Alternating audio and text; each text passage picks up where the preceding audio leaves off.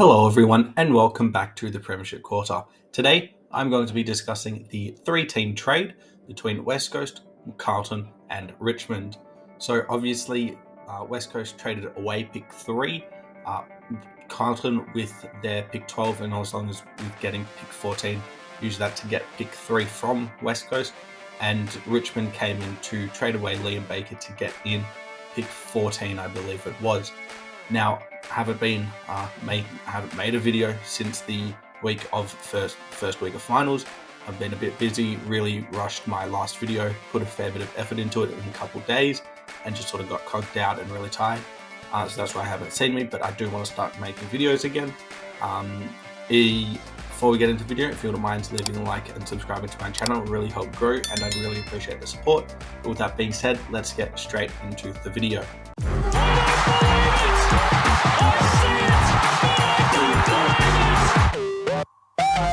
It came up behind him like a librarian.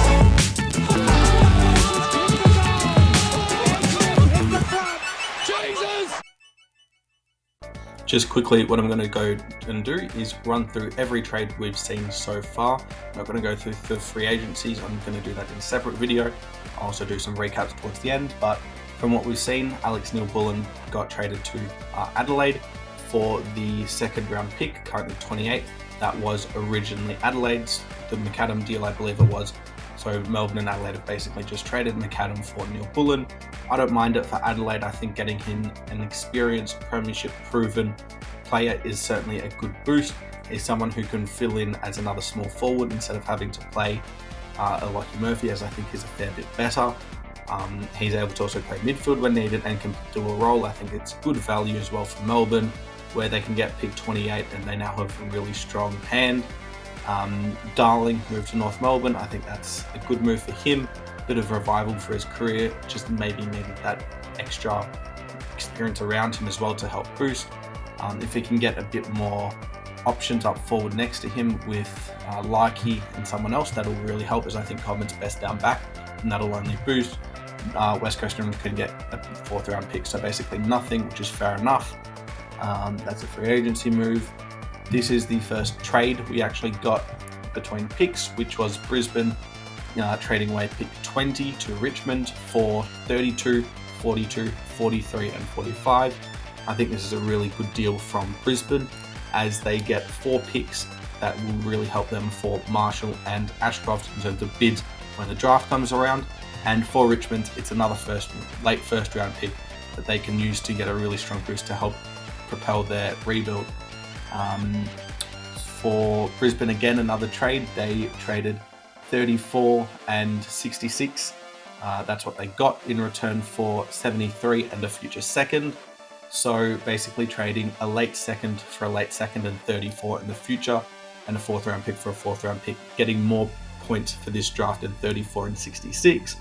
And then Carlton also get a couple points potentially for the Camporelli twins, and then a future second round pick, because from what we see now, they really wanted to get ahead of this draft. This is the biggest trade right when we saw it, which was Carlton getting pick 14 from Hawthorn for a future first and a future second round pick. Hawthorn were getting tired of dealing with West Coast over the negotiations for Barras, where West Coast wanted more than pick 14. Hawthorn were happy to pay that, but they didn't agree on what they were to get in return as well as Barras, and so that fell through, and Barras now is in a bit of limbo. The Blues getting pick 14 is huge, and as we'll see in a little bit, that helps them get pick 3. We saw Melbourne and Adelaide do another trade, which saw a third round pick for a third round pick, 46 to Melbourne, so they get in a bit of a stronger draft. Nothing wrong there. And then this was the reason why Melbourne did it. They wanted to get pick 9 from Essendon, and Essendon needed to get rid of pick 9 because Isaac Kako probably would have been bid just before, and so that pick would have been absorbed. Now, I like it from Melbourne getting pick 5 and 9, very similar to getting Windsor and Tolstrup in last year's draft.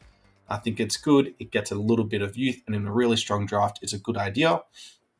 They gave away 2 second round picks, 28 and 40, 2 third round picks, 46, which was from Adelaide, and 54, 65, and then a future first round pick for pick 9 and a future third.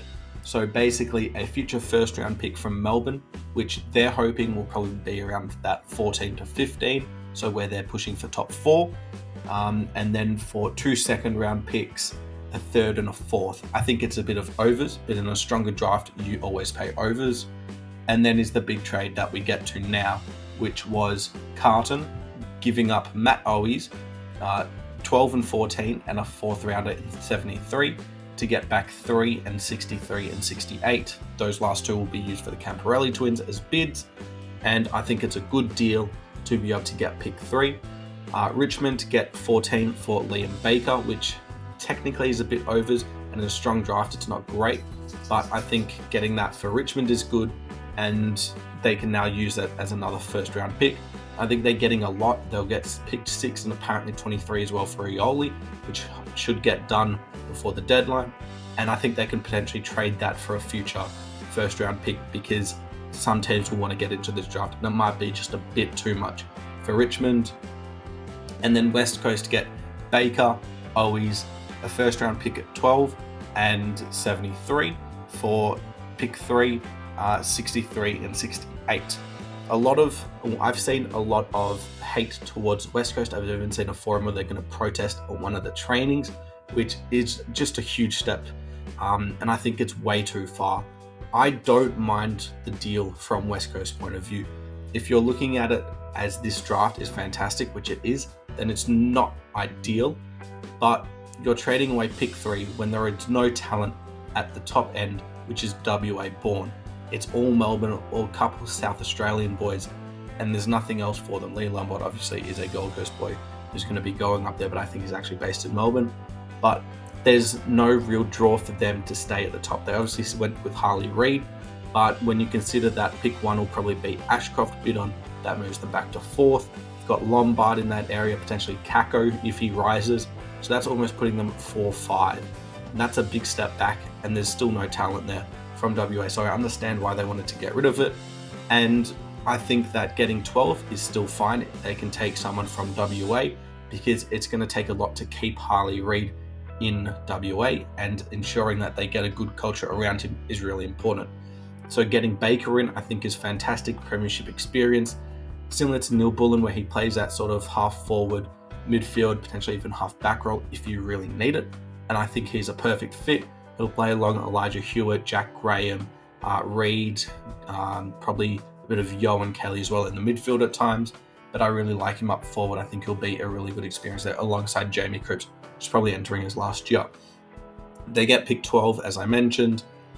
73 and 63 don't matter. But the big talking point is obviously Carlton moving up to get pick 3.